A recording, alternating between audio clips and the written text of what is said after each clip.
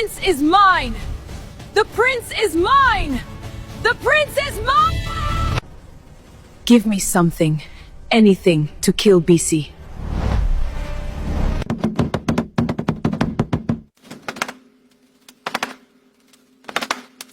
Long ago, in a small riverside village, there lived a widow and her two daughters. The elder daughter, Amina, was breathtakingly beautiful, but cruel, proud, and greedy. The younger daughter, Bisi, was modest-looking, but had a heart as pure as morning dew. Their father died early, and from that day, their mother favored Amina. Why? Because men showered Amina with money and gifts because of her beauty, and Amina always brought the riches home. Their mother would boast, "Beauty is wealth. Amina is my gold." But Bisi, she was treated like a servant. Her only worth to her mother was the chores she could do. One day, after Bisi kindly helped a hungry old woman who passed through the village, the woman revealed herself to be a forest guardian. For Bisi's kindness, she said, "Go to the back of your mother's hut. Dig in the soft soil at dawn. What you'll find will bless your life." At sunrise, Bisi dug and found a tiny glowing root. She planted it gently. By evening, it had grown into a tall, sparkling plant with golden leaves and silver fruits that shimmered like stars. Its beauty filled the whole compound with light. But Amina watched from the corner of her eyes, burning with jealousy. That night, when everyone slept, Amina tiptoed outside. With a wicked smirk, she cut the magical plant from its roots and buried the remains. By morning, Bisi's cries echoed through the compound. "My blessing! It's gone! Who could do this to me?" Amina rushed to her, pretending to comfort her. "Ah, sister, don't cry," she said softly while holding her laughter. "It must have been goats or the wind." But inside her heart, she mocked Bisi's tears. A few days later, a handsome young man arrived in the village. His clothes were simple, his sandals were dusty. He walked with humility. He knocked on the widow's door and asked respectfully, "I have seen your daughter Amina in the village, and I have come to ask for her hand in marriage." Amina burst into loud laughter. "Marry you? You poor broke wanderer. Look at your clothes. I can never marry rubbish." She pushed him away and insulted him until neighbors gathered. Humiliated, the young man quietly turned to leave, but gentle Bisi ran after him. "Please forgive my sister," she said softly. "You deserve respect. She shouldn't have treated you like that." Her words calmed his heart. Bisi offered him water and walked him to the village square.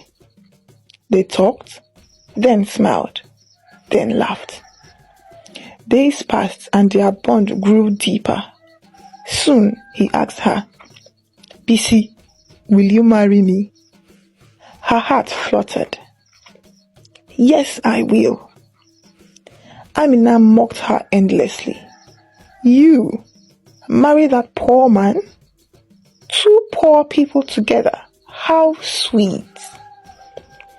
On the day the groom's family came for formal introduction, everyone gathered expecting a small, ordinary ceremony. But then, drums shook the village. Horses marched in golden saddles. Warriors lined the path. A royal carriage stopped in front of their compound. From it stepped the same poor young man, now dressed in royal attire, glowing with authority. The widow fainted. Amina's mouth remained opened. The villagers whispered, "He's Prince Adewale, heir to the Sunrise Kingdom. He came in disguise to test Amina's heart." Adewale smiled at Bisi. This is the woman with true beauty. Amina's jealousy turned into madness, but that was only the beginning.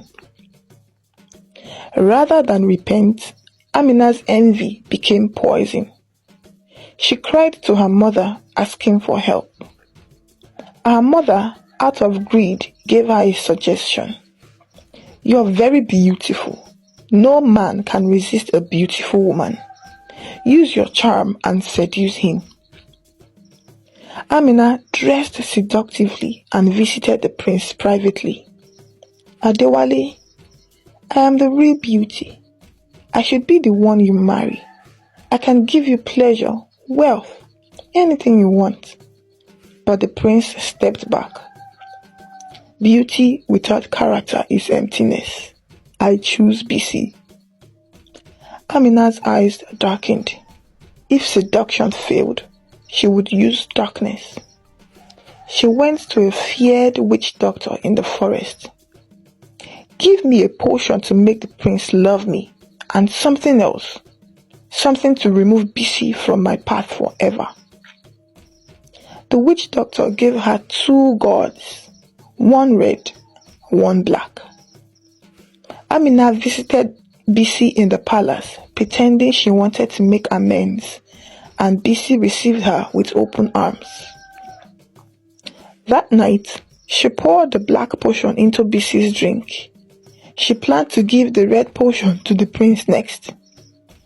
But she didn't know that one of the maids in the palace had seen her and reversed the drink. The curse meant for Bisi twisted into Amina's body. The love spell meant for the prince turned into delusion. Amina screamed as her eyes rolled back. She tore her hair. She ran into the streets, shouting, "The prince is mine! He must love me! He must love me!" She ran deep into the forest and was never seen again. Bisi married Prince Adewale in a grand ceremony, and the whole village rejoiced. Bisi forgave her mother, who learned the hard way that beauty without character brings sorrow. Bisi became a loved queen, not for her looks, but for her kindness. And Amina, her story became a warning told from village to village.